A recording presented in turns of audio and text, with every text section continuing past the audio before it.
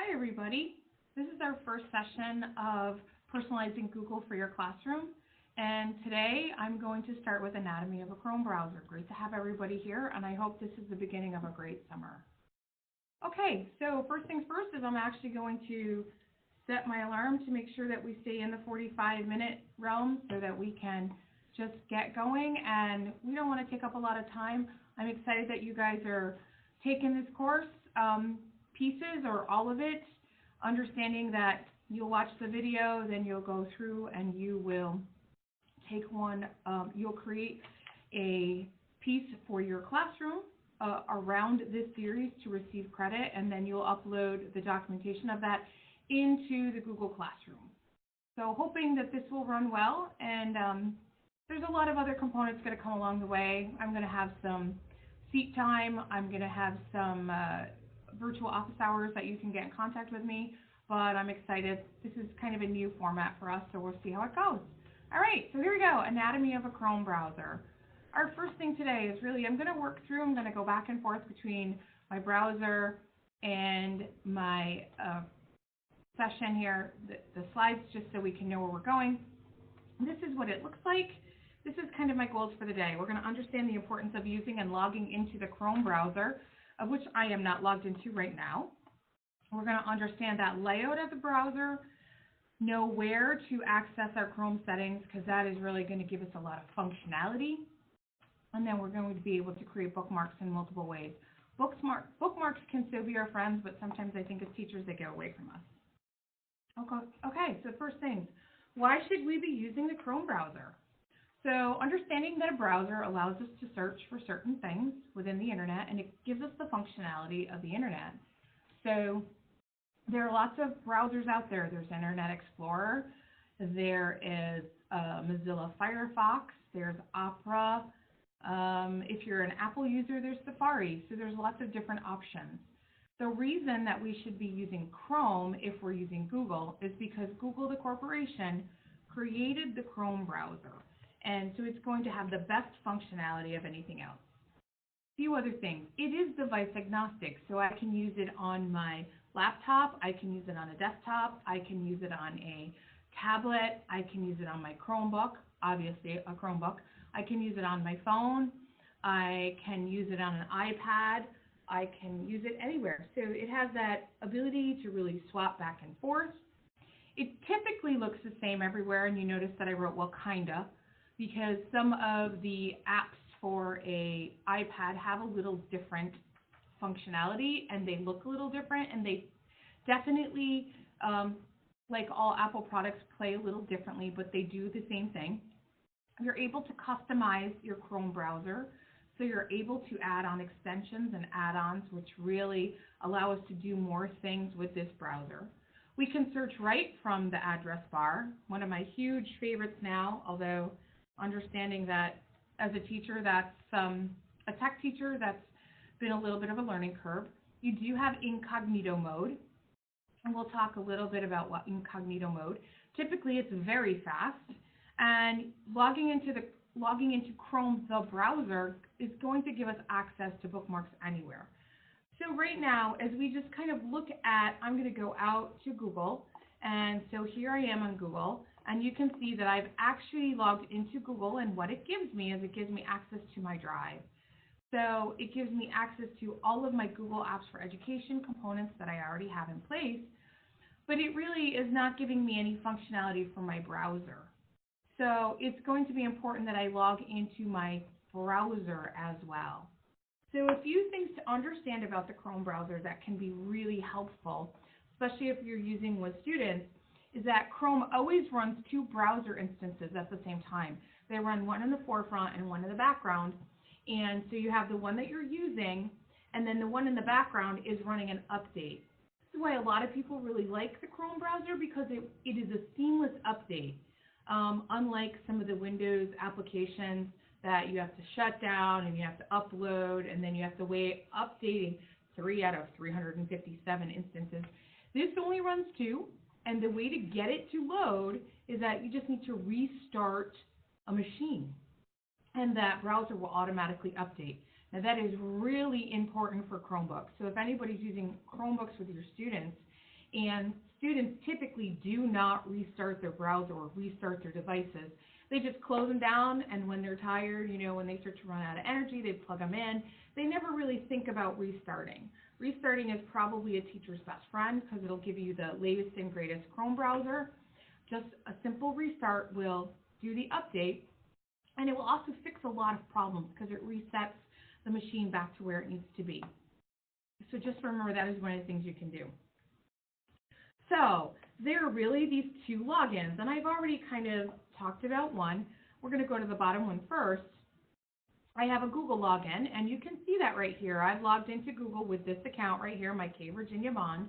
I've logged into my Google account. It gives me access to all of my G Suite components and everything within my Google Drive. But what it really doesn't give me is it's not giving me access to Chrome. So I actually have to go in and I have to log into Chrome. So you're going to actually watch me do that live. I'm going to go up here. I'm going to come all the way across this bar right here, this really long bar. And I'm going to come over here and I am going to click on the 3 ellipses. That's what those are called. Sometimes some people call them the snowman. Either one works. I'm going to click on those and I'm going to come down to my settings because I want to make a change and I want to log in. If you notice right here it says person 1, sign into Chrome. That is what I am going to do. I'm going to enter my email. So I don't really worry about this because you can never see my email password. I'm going to type in my password. So, and then you'll see you've signed in and turned on sync. And what that means is I am syncing everything. So the device that I am using right now, I am in our studio at NARIC in Albany, and I am using the studio computer, not my own laptop, which is sitting next to me. So because I have things set within the browser of Chrome, and I am telling it to sync everything, it's automatically, things start to come in. You're starting to watch changes happen. So you notice that I had things pop up here. So these are my bookmarks. That probably doesn't mean anything to you, but to me that's hugely important. And I'm going to assume that in the very near future, other components are starting to come in, including all of my extensions and add-ons. So that's how easy it really is to do that. People are like, oh, this is so difficult. You're starting to see my extensions come in, and I have a lot, so this always takes a little bit of time to happen. I'm going to move this down just a little bit because I have so many extensions that it becomes almost a nightmare when I do it, but it does happen. And I'm going to do a little closing right here. So hopefully that this won't give me anything. You're starting to see they do load. They take a little bit of time for things to happen. So here they come, and they take a while because I think I have about 75 extensions added. But that's really important. Ooh, I got all excited, and I added a new page on my browser. So that's unique. We're going to close this out. We're going to come right back into it as we go. It's coming. So we're going to go back out to my Google Drive. Close this. Okay, we're good. Having just a little bit of a hiccup. I'm going to close in here. We're going to go in, and we're just going to open up that presentation again. Sometimes these things happen, but I'm not going to restart the video. I'm good. It's all good. All right, so here we go. So logging into the browser is going to give me all these other things. I get all my bookmarks. I get all my extensions.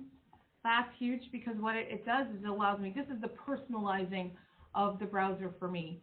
I work on a lot of devices. I work in a lot of school districts. I used to work in multiple rooms. So having the ability to log in and get the same thing everywhere was awesome because I may have something that I wanted and I wanted to pull through again. That makes it really easy for me. So let's go and look actually at the anatomy. So this is the actual browser. And you notice what I did is I took a screenshot. I'm going to kind of walk you up through these components. So we have over here apps. This is an actual app launcher. Don't get too excited about that because we'll talk about that in a minute. It's actually going to go away. What I have here is a bunch of bookmarks. Now, these are installed in a bookmark bar. We're also going to talk about that. Some people have it. Some people may not. I'm going to make it go away so you can see what typically is what you see in most districts. Most people have it like that. So we'll make that go away. We have an Omni box up here. This box allows us to search. We have my extensions are over here, of which I have tons. We have the waffle. So now this is always confusing because people are like, well, I don't have a waffle. I don't see a waffle. Why do you have a waffle and I don't have a waffle? Well, in actuality, the only place you do have a waffle is when you're out here on the actual Google site or you are on Drive. So here's your waffle right there. That's how you're getting to your apps.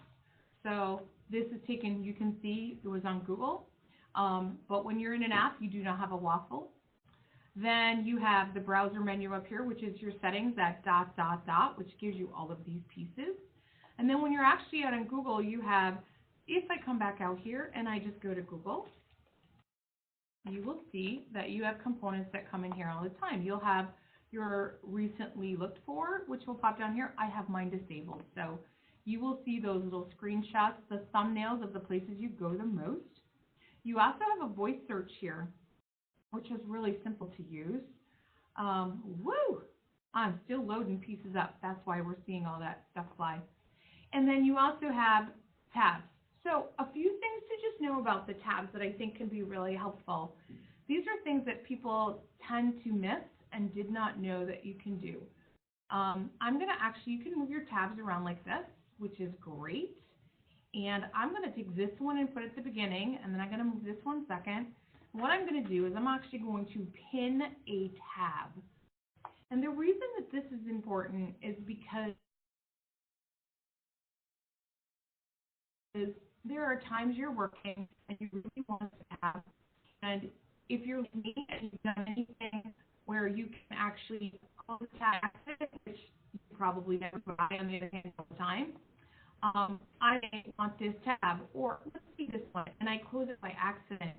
I don't want to do that. I want to make it so I can't do it. So I right-click on the actual tab. I get a tab menu, and this is, I can make a tab here, which is Control-C. These keyboard shortcuts are great to learn. They will really help. Excuse me. You have a reload, but my favorite is this one called Pin Tab. So I'm just going to click on the tab, and what you notice, it went down right to an icon, the G, and I cannot delete it. I cannot close it because I've pinned it. Pinning a tab, excuse me, allows me to keep it right in the region where I want it. I'm sorry that these are all opening up. Pinning a tab allows me to open it up into a region that I want it, keep it there. Some great ways to really use this. Wow, I'm choking. Great ways to use this is if you have a SIS, so if you're using either School Tool or anything to take attendance, you can put it over there. Another way that I've seen people use it is this way. They put their Gmail there. So they'll take their Gmail and they're like, I need that a lot, so this is where your school mail may come through, and what they'll do is they'll bring it over here to the front and they will pin the tab, and you will notice that I now have multiple tabs pinned. That is really valuable to a teacher, so things that you are going to use all the time. Maybe your Google Classroom is something you want to pin the tab to. There's also another component that you can do. If you notice, I can right-click on this again, and I can unpin the tab. But really a great one is to mute a site. Now, why would you want to mute a site? Well, I tend to really like to go to Twitter in the middle of the day, and sometimes when I need to get work done, I need to mute a site so I can't go to Twitter. So the easiest thing to do is to come up here. I just mute it. It's kind of like self-policing to make sure I can do certain things. So those are just really important. So clicking, pinning, muting, opening tabs. Let's say that I, by accident, close this tab right here, right there, and I'm like, oh, I want my mail. I could totally open a new tab and type in a new address. There's also a key command. It's called Control-Shift-P, and what it does is it opens the last tab that I had open. That is a great tip for teachers to have with students. Do not teach it to them, but it's good so you know, and it does go back historically. So if I had opened a lot of tabs in here, it would open all the way back. And I use that a lot because there are times someone may call me and I will quickly pick up the phone, close a tab, and I'm like, shucks, I need that one. I need to go back and get it. So that's a real easy way to do that. Okay, so let's kind of move our way on. So typically, I talked about apps So apps come right up in the top. I'm going to put my bookmark bar back on so you can see where they are. I'm going to show my bookmark bar. Right over here are the apps. This is an app launcher. This is an actual extension that I added onto my device, and actually added onto my browser, excuse me, not my device. And app launcher apps are typically software sites. And Google found in 2016 they did some research, and that typically less than 1% of Chrome users were using applications or using apps. They weren't grabbing apps. If I click on this, you'll see some of the things I have in here. They were not using this. So what Google decided to do was to go back and to really get rid of them. So as of early 2018, I do believe it was like the second or third week of February, apps are no longer supported in the Chrome store for a desktop or a laptop device. And the reasoning is that people will just type in the address of where they want to go. So if you were using an app for, say, Pear Deck, you'd probably just go to the website Pear Deck to get there. And that's all it is. They were the equivalent of shortcuts. So, but that being said, apps are still available for Chromebooks. I'm going to show you where that is. And once Google made the decision to no longer support apps in the Chrome store for devices other than Chromebooks, they started to create Android apps. So apps in the Chrome store and Android apps are both available through the Google Play Store. One's available through the Chrome store, the other's through the Google Play Store, and they are both available but only on Chromebooks. So what I did is I took a little snapshot. If you go into the Chrome store right now, so we're going to Control T and we're going to open a new tab, and I'm going to go to chrome.google.com/webstore, and you will notice that I have no apps. This Chrome recognizes that I am on a desktop, and it says, okay, you can have extensions and you can have themes, but you can't have any apps because you can't install those. And when I log into a Chromebook, and that's what this is, I logged on my Chromebook into the Chrome store, it automatically says, aha, this is a Chromebook, so we are going to allow you to install apps. So it's in the same exact place. That's extensions, themes, and apps. And then when you go into the Google Play Store, there is the link for the apps. These are Android apps. These are just Chrome's Web Store apps. So they will function on a Chromebook. So as a teacher, think about that. If there are certain places you want your kids to go to all the time, go look and see on a Chromebook if it is an app, and you can have students install them. And then you don't have to worry about them typing them in. You can do that, or you can just have them do a bookmark, but we'll talk more about that. So the next thing is the Omnibox. This bad boy up here with the long address is the Omnibox. And most people just call it the address bar. We used to call it the URL bar, the Uniform Resource Locator. Really, nobody ever really called it that. We called it the address bar because that was where you typed an address. You would type in an address that was all letters, and at the beginning they were only lowercase letters and numbers with no spaces.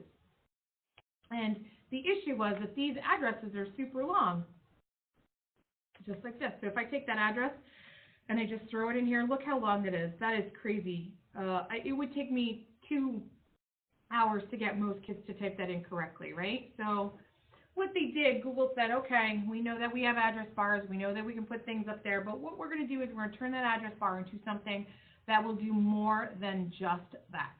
It is going to allow us to do more information within that area. So if we go to a new tab and I type in here, what is the weather for Albany on June 20, 2018, it says, oh, there it is. And it says, okay, there you go. It automatically assumes that I typed a question up there, that I want to use the Google browser, and I want to find that answer. So there's the weather for today. Oh, it's a gorgeous day, except it's going to rain tonight.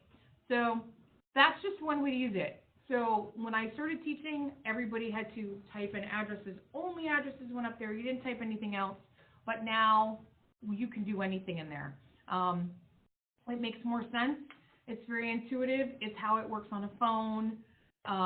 It says you're typing in a question in there, you must want to do something else. So if I just come up here and say, number of, let's say number of cheetahs in the world. I don't know if that will ever, if we'll be able to find that. Numbers of the, there you go. So it does a little box of research. This is a great way to find information without having to go click on Google, type in the search box. Basically, your Omni box has become that. It's all things. Omni means all. It will do all things. It'll do addresses. It will do searches. You can ask it a question. It will do, probably one of my favorite things, is it will do a timer. So if I come up here and I type in timer, 1 minute, it will, so it's a timer plus a colon, and then it automatically creates a timer. So we don't have to go down, these are nice, but we don't have to download a special timer. We can do that very quickly, put kids on the clock. So that Chrome browser will do a lot now, and the Omnibar will do even more. Okay, the next thing. So as we kind of worked our way across, we did apps, we did the Omnibox, we've talked about tabs, we're going to go to the bookmarks. So bookmarks are the big one. And I have to say that I'm not great about my bookmarks, and I have lots, so I'm going to show you. I'm not proud of my bookmarks. So I have a job this summer. I have a lot of bookmarks, and some days they look really great, and I want to get into them and I want to clean them up. So the question is, how to use your bookmarks. Are you using them as folders? When I was a teacher, I had lots of folders, kept them super organized. I no longer do that. And what I am using now is the bookmark bar. So this is the bookmark bar right here. Quite honestly, this is really personal preference. What do you like? What are you going to use the most? I like the bookmark bar because it makes my life super easy and I know exactly where my things are. So I showed you, if you come up to the ellipses, you come to bookmarks and you want to show the bookmark bar. So I'm going to turn mine off. It's gone. I can't see it. I come back to the ellipses or the snowman. I click on bookmarks and I show the bookmark bar and they come right back magically. So I'm going to show you how to add a bookmark in here because it's really this easy. You pull the web address to the bar. All you're going to do is grab the lock and just pull it to the bar and it'll come down. Then we're going to rename it by right-clicking on it and editing it, or maybe we just want an icon. So let's watch here. I'm going to go to my mail. And I really want to pull my mail down here because it's the equivalent of being too lazy. I'm excruciatingly efficient is what I like to tell people. Not lazy at all. I just want to do it as quick as possible. I'm going to click on the lock. I'm going to pull it down into the bar. It came right there. There it is. So it says inbox, Cape Virginia Bond. Okay, I know it's my inbox. I don't have access to anyone else's. So what I'm going to do is I'm going to edit the name. So I can come down here and I can edit, and I can just call it Gmail. I call it anything I want and save it. So now it's right there. But I kind of know what the Gmail icon looks like. So what I like to do is I like to come in and I like to edit. And if I take the entire name right out, so if I just take it out, delete it, and save it, all I have is an icon. So I can do that with all of these. So I can go through and I can just edit and leave it, and what happens is as I start to do this, I delete them, I end up getting just icons. And people are like, well, why would you want to do that? Well, the reason I want to do it is because this, to me, is valuable space. It is high-priced real estate. And I want to keep my stuff there as much as possible. You notice I already have one. So now I've got 2 Gmails. Now what do? Well, I just want to delete one. So what I'm going to do, same thing as before, I'm going to right-click on it, and all I'm going to do is delete it. And it's gone. So we can add, we can delete, we can edit, we can just go to an icon. You can get a lot more icons in here if you just get rid of the words. It does mean you have to understand what the icons say. So, but that can be a really good thing to use with students. They can just pull a couple ones down that they use all the time. If they're using Classroom all the time, have them put their Google Classroom there. If you're using an online book, an online textbook, have them put the online textbook there. That would be wonderful. It's another great way to do that. So the other thing you can do is you can create folders. So I'm going to come back to my Gmail, and if you notice my directions, it says use a star at the end of the Omnibox, so right here, and choose the folder, click edit. So I'm going to go to my mail, and I'm going to say, okay, I'm going to add it, and it just says edit a bookmark. I already have it as a bookmark. I'm going to just say KBB mail, okay? So then I can pick where I put it. I can put it in the folder, which is my bookmark bar, which is where I have it right now, or I can put it somewhere else, let's say other bookmarks, or I can choose a folder. So this would show me all my list of all my folders, and I could make a decision about where I want to put it. I don't really want it there. I'm just going to throw it into my other bookmarks and say save. So what it did is it took it out of here and it put it over here into my other bookmarks. And I am sure there it is. It's just hidden a little bit. So you can make that as personalized as you want. A lot of teachers really like that form of bookmarking better. That's good. What happens, I believe, though, is that we get into kind of this. So this is what my bookmarks look like. We have too many, right? So you can come to the ellipses, click bookmarks, and we have this thing called the bookmark manager. We're going to come in here and look at the bookmark managers. I can look at my bookmarks, and then I can start to organize them. So the reason that I use the bookmark bar is because what I do is I pull my pieces down that are the ones I am most likely to use right now. So right here I have a Model Schools Advisory Committee meeting, and what I'm going to do is I'm going to take that right here and move it into here. And you notice it is quite easily just a click and a drag. You don't have to do anything else. Nothing else matters. That's all you have to do. Click and drag it over, click and drag it over, click and drag it over. Nothing else. It makes life very, very simple. So I'm just going to move a few. And you notice they come out of here, they go into there. And what that does is it cleans it up. I like this because I'll pull things down. So for example, if I was working within the iReady User Summit pulling things down, I'd pull it down in here. And then when I was done with it, I would either file it into a bookmark folder or I would delete it. It's just a very simple way for me to use it. It's great for students as they're doing research.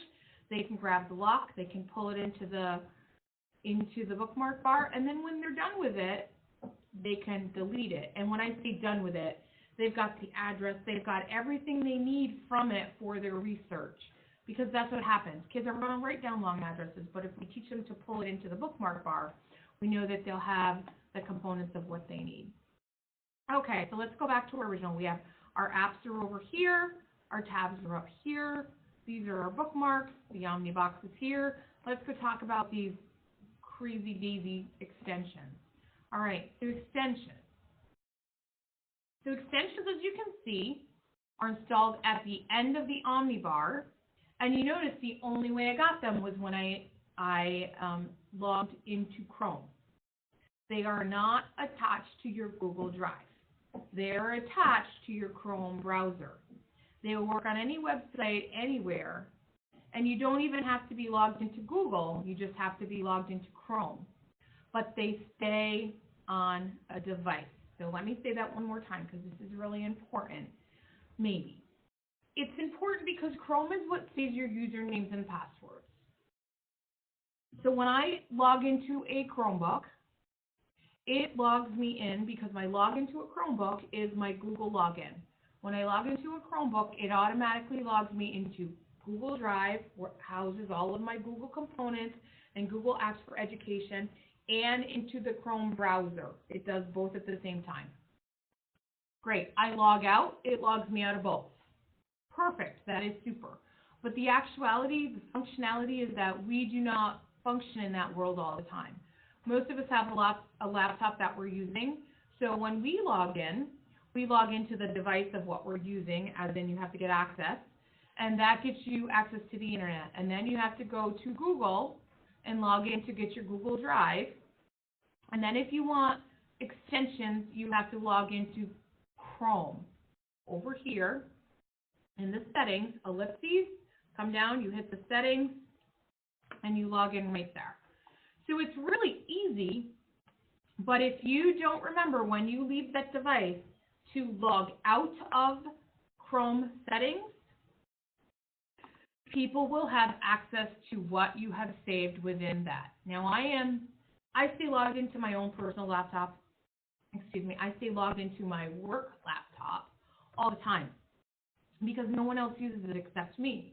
But I am on a different computer today, so when I walk away from it, I will log out. I will come up here, I will go into my settings, and I will sign out so that no one has access to the things that I have in there, including my bookmarks, including any usernames and passwords that I have saved in there, including, then I will log out of my Google Drive as well. So there's 2 logins. Really important.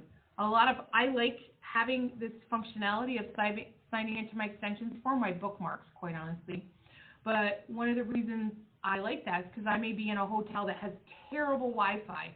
So I'll go down and sit into the business area and use that one.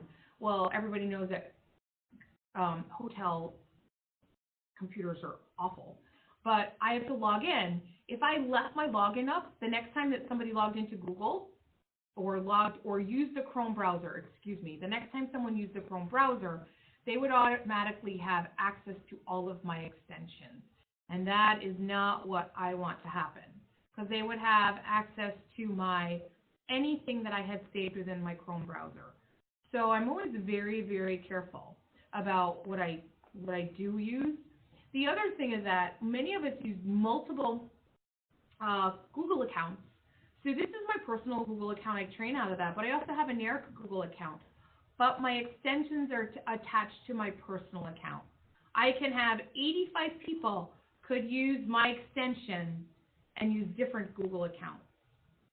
The extensions are tied to the browser. It's just important to know. And I don't have a different set. I don't have a NARIC set of extensions. You don't have to log back and forth. I've had the extensions longer than I've had this NARIC account, so I keep them all in there. It makes things easier. Just understanding the difference between logging in up here, why it's important. It's going to pull your extensions through. It's also going to pull in all these browsers. All of those bookmarks, not browsers. That'd be great. So the next one is the waffle. We've talked a little bit about the waffle. So we know that the waffle is the 3x3 array that shows up right here. Somebody called it a chocolate bar the other day, and I like that idea. So now when you hover over to it, does say Google Apps. So when you click on that, it'll take me into my apps. So you know that it's always in here. But understand that the waffle is only available here. Oh, I think I lied to you. It is also now you can see it in Gmail. You can see it in Gmail, you can see it in Drive, and you can see it on Google. But you cannot see it in apps. So I'm in an app here, and you don't see that. So it's going to see it in Gmail, you're going to see it in Drive, and you're going to see it in Slides. Now, totally possible by the time you take this, you might be able to see it in all 3. That's the thing to just remember about Google and Chrome. It's totally dynamic. It changes all the time. I used to say that it was in beta. I like the word dynamic better because it's constantly in flux. It's always changing. And that's okay. We just have to get used to it. It's kind of like our phone updates. They happen all the time. We just have to get used to it. Okay, the next one. So we've already done this Chrome settings, sign in and manage. You watched me do it, but I'm going to show you what else is in here. So when we come in here, this is how you're going to sign, and it will ask you, what do you want to link? You're going to sign in, you're going to link your data, and then you can disconnect and delete data. So I'm just going to show you what that looks like. Go up into the ellipses, click on settings, come in here. So I have sync everything. So I'm going to click down in here, and you can see what you can link and what you don't need to. So as a teacher, you can link certain things. Now, the reason is because I am really good about signing out of this when I'm done. Quite honestly, I have everything synced and linked, included credit cards, for a certain specific reason. I do not have any credit card numbers saved. I never make that option. And if I have saved one, it's an old one. So the minute someone tries to use an old one, I get an alert that someone tried to use it and I was denied. That's because somebody tried to get into something. So I'm very careful about what I put in there. I have nothing in Google Play. but I want my device to sync everything. Maybe you don't. Maybe you want it to sync apps and bookmarks and extensions, but no password settings. All you have to do is unclick them like this. So that's all you have to do. It's very simple. You have to unclick here, and you can change what you want. It's pretty simple. You also notice over here that if you go down a little further, you can encrypt synced passwords with your Google username and password. That is how I have mine set up. It just makes it very simple for me. And I would encourage you, make sure, or not make sure, but use your Google account. If you get an option, use your Google account to log into things, because when you save the password there, if your school has a Google password reset, it will reset everything, all your usernames at the same time. So once your Google password gets reset, it will reset anything else you use. That's usually the easiest thing for teachers. It makes their life pretty easy. So here's those sync settings. And again, I have this beware of when and where you sync for really good reasons. Just be careful when you're in hotels. Be careful what devices, if you're sharing devices. You don't want to sync where you're on a public device where everyone else is using it. If that's not what you want, don't log into the Chrome browser. If you do log into the Chrome browser, log out of it when you leave. That has just become part of my routine, because I use devices in schools all the time, so I do log out of them. I log out of Google. I log out of Chrome. But it does take some getting used to. So we talked about the bookmark manager, how to do these things, how to pull things through. So showing the bookmark bar, going over, clicking here, clicking show bookmark bar. You can bookmark a page, you can bookmark open pages. Lots of ways to use your bookmarks. I would encourage you, if you're going to use devices with your students in Chrome, have them create a folder for every class, an English one, and they can put their bookmarks in there, including Google Classroom, because they'll have a Google Classroom for English class and a Google Classroom for math class, especially if you're a one-to-one school, because kids really quickly get confused. Have them create a shortcut for Drive and put it in the bookmark bar. That's a great place, because then they have access to everything quickly. And we did see how to see the bookmark bar. That's pretty easy.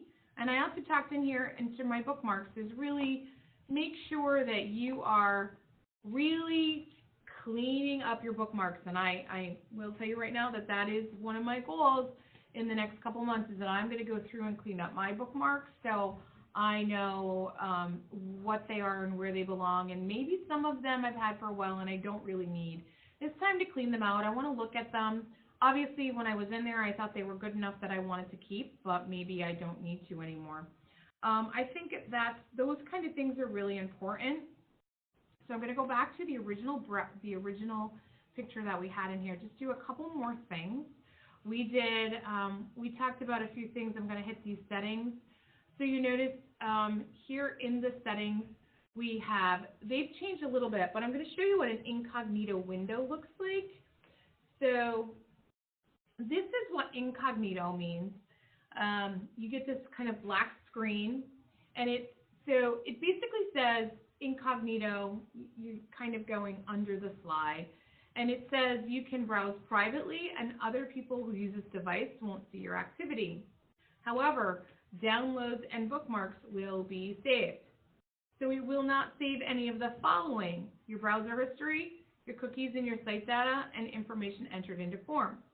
But it may still be visible to websites you visit, your employer or school, your internet service provider. Most schools have disabled this, and it can be disabled at the Google domain level. So the person who's running your Google domain typically goes in and disables this for school districts, because we don't want students going incognito to search for anything, because some of the parameters, some of the filtering issues they go away. So we don't want them to have that option. I'm telling you this because if you plan on taking a Google test, a Google One test, you must be in incognito mode to make it happen. So you have to have it, you have to have your Google domain. If you're going to do it at school with a school device, you must have the ability to go incognito. So that's important to understand that, and you may not be there. And you can see right here, few just typical things that happen. I'm going to do it one more time so you can see it again. The screen goes black. You get a little incognito icon up here, and all of your extensions disappear. Important to know like what that looks like. So I'm going to close that, and we're going to come back up into here. We saw history. We know what our history looks like. It shows us everything we've been in, and I actually have mine across my devices so that I'm seeing multiple devices and what it looks like. I have my downloads. Huge to know where your download folder is. If you don't know where it is, that's important. It's a Control-J. Anything you download will come into that folder, because a lot of times we download things and we don't know where they go. That's where they are. Control-J. Your bookmarks we've seen. You can zoom in and out, so I'm going to do that as well, just like this. It'll make things larger and smaller. That's really good to have in your hip pocket. Sometimes you can't see things. You can print from there. You can cast if you have a Chromecast or you have ability to cast to an Apple device. You can find things. Control-F is always a great feature to know. You can find a keyword anywhere on a web page. There are some more tools in here, as well as you can look at your extensions. You can clear browsing data, which is nice. You can save a web page as something. I won't go into developer tools, but know that there are more things in there. And then we did see our settings. So we know that our settings are always in there. That's really important to know where they are. That's going to give us access to our Chrome components.